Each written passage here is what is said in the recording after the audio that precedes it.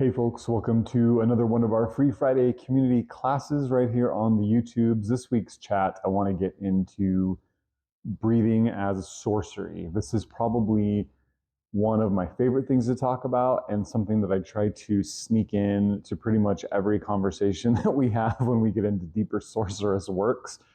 Before we get started, let me do what I've done a million times, which is clear up this term sorcery, right? Because a lot of people hear this and they check right on out. And it's because this term has been misapplied, misappropriated, and misunderstood for a really long time. We could probably thank Hollywood for that.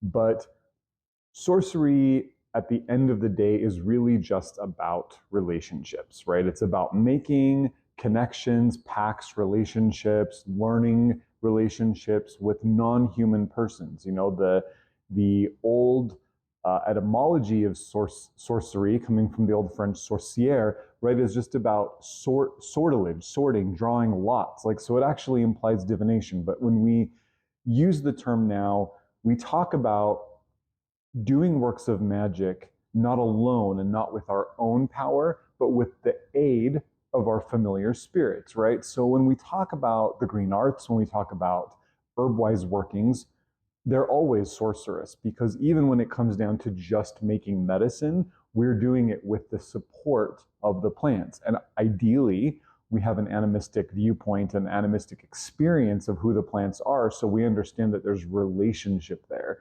When that spills over into magical workings, it's even more pronounced, right? Because we understand that maybe what we're trying to accomplish would be very difficult or maybe even impossible without the help of our green allies. So if that word sorcery kind of raises your hackles a little bit, it's not the Hollywood version, right? It's the actual version of sorcery. So breathing as sorcery. First things first. Breathing is a ritual that we're all already doing, right? It's not something that we have to begin. It's not something we have to learn.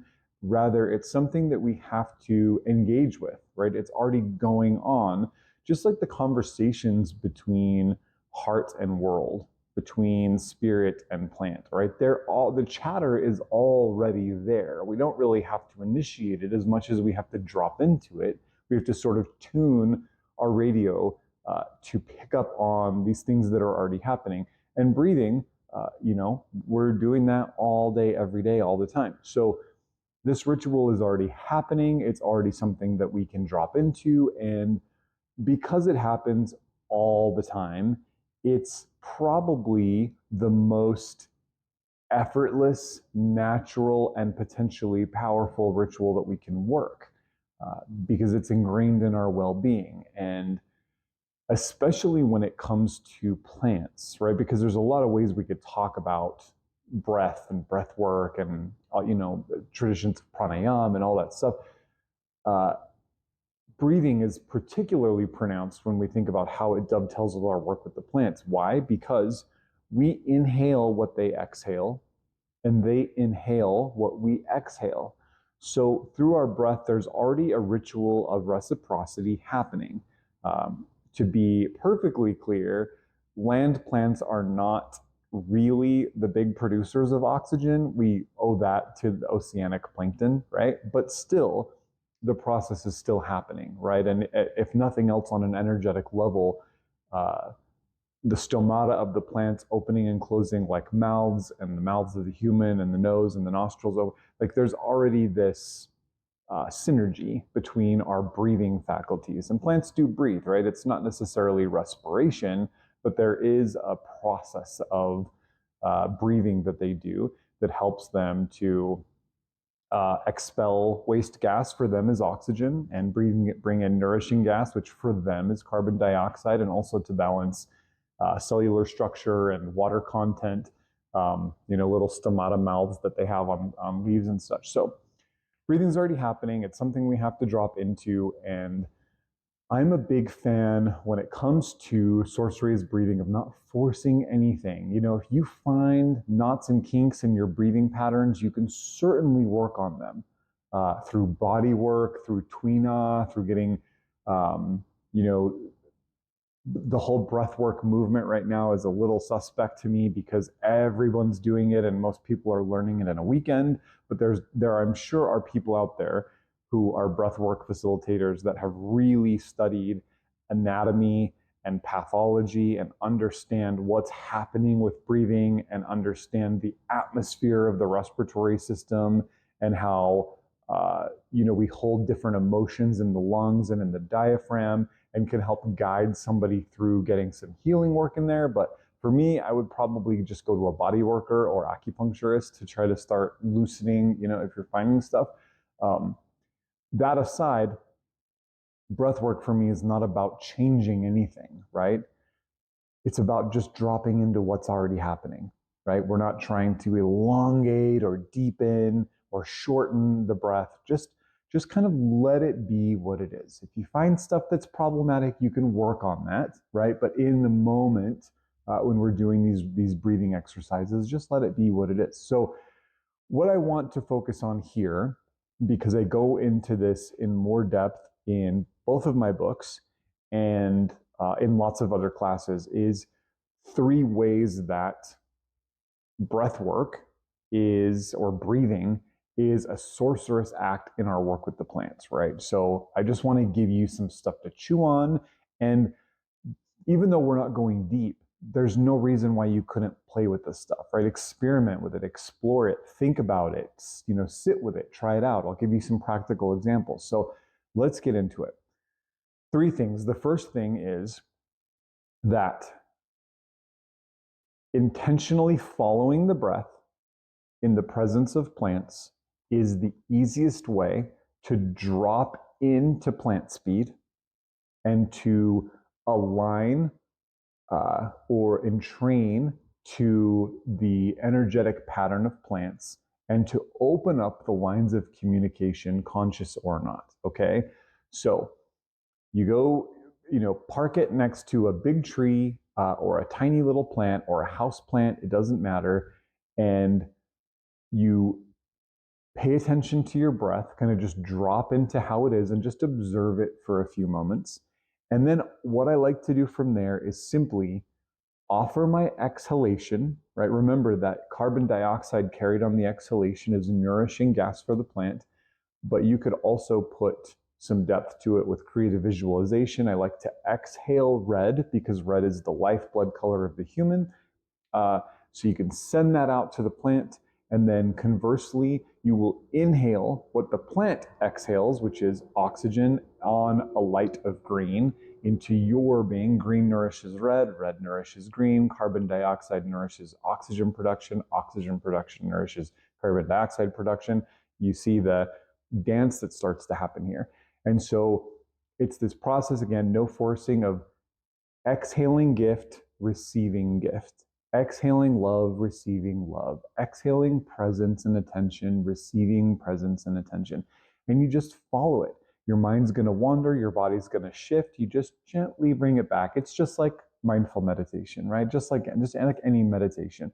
And what you will find is that you'll start to slow down, and that your senses may begin to sharpen, and that the presence of the plant, the part of the plant that sees you, that experiences you in return, will start to become focused, right? You'll start to be in a situation where you feel seen and you feel that you are in the presence of otherness, and that's the point. So very, very simple, and where that can take you is limited only by the work that you're willing to put into it. So use breathing to drop into connection with any plant, a plant, all the plants. It doesn't matter. Your breath is ritual will take you there.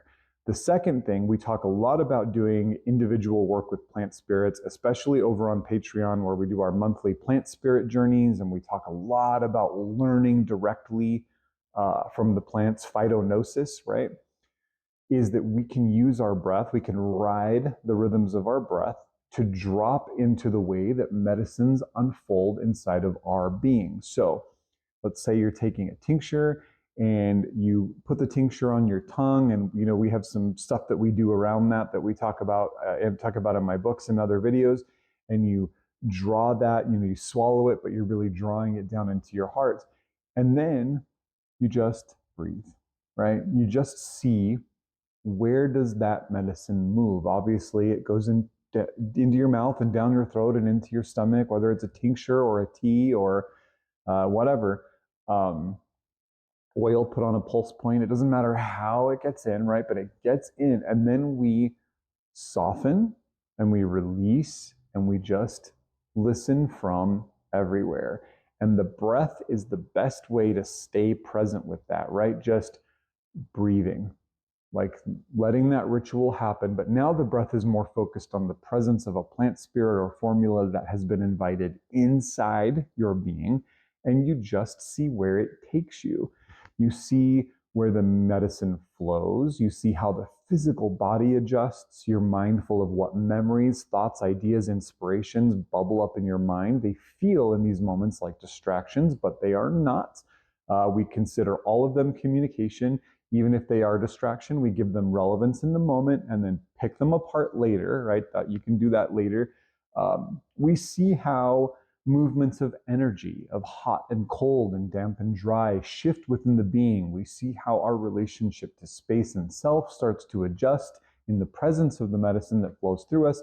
And we're doing all of that with the silence of the breath, right? The breath is kind of just always there, acting like a metronome, keeping us in relationship.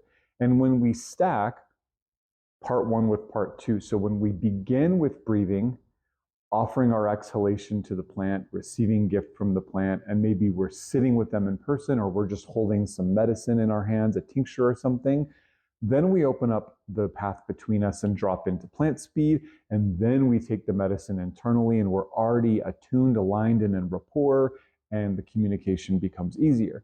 And so the third part of this, the third possibility, the third option is magic, right? Works of sorcerous arts whereby we start creating positive and harmonious transformation in ourselves and in the world through the aid of our relationship with individual plants.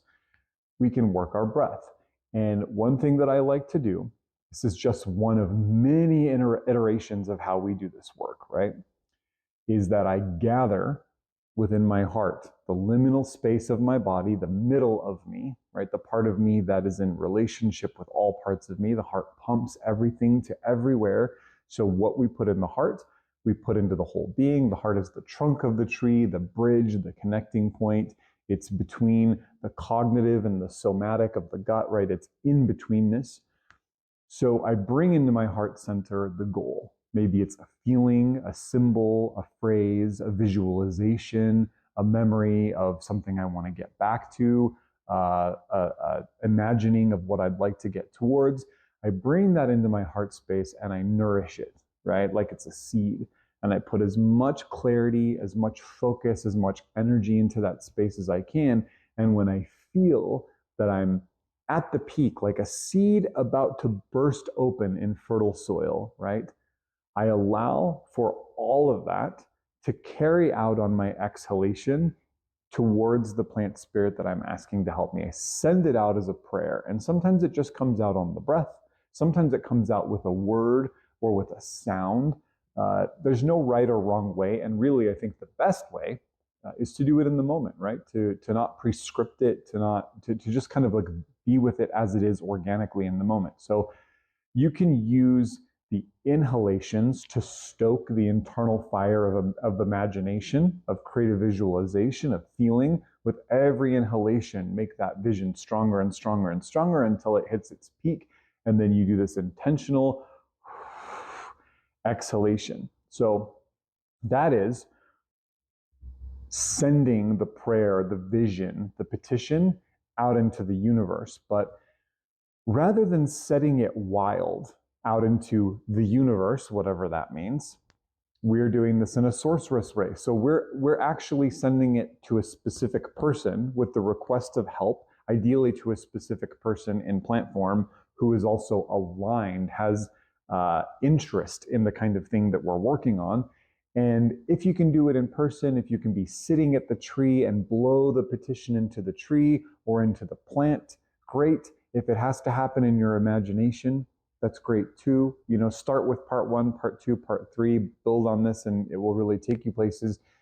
And we do it with the understanding that what we put at the base of the tree, we put at the center of the cosmos, right? If the trunk of the tree or the main stem of a plant is the part of a plant that connects their underground, hidden, subterranean, mysterious part, the mystery part, to the canopy, the expressed aerial present part, then that space in the middle is a liminal point. It's a bridge, and therefore it is a point of deep and great possibilities of magic and manifesting, right? So we offer that exhalation into the tree or into the plant, understanding that as we blow that forward on the breath, that the plant will carry it out into every direction, into the above and the below, into the bright parts and the dark parts, into the ascending and the descending, into the fire and air and into the earth and water. But it will do it with form, right? It will give it structure. It will give it presence automatically. And this is very, very important. So again, scratching the surface here, right? This goes very, very deep. But I think a lot of folks can take just these 3 ideas and start playing with them and run with them. And what tends to happen, they will evolve on their own in your practice, right? Because phytonosis is a real thing. The plants are eager to teach us. I learned this from my work with the plants, right? So if they are capable of teaching me, they're capable of teaching anybody, right? If I can learn, anyone can learn. So breathing, sacred process, sacred reciprocity, cyclical, gifts received, gifts given, and a beautiful way to drop into the communication, the dance that is always happening between the human person and the plant person. So pay a little attention to your breath, see where things go. I'd love to hear your experiences with breathing green, as I call it in a couple of my books, and how all of this work goes for you in the comments below. With that, have a lovely week. Until next time, blessings of peace and plenty.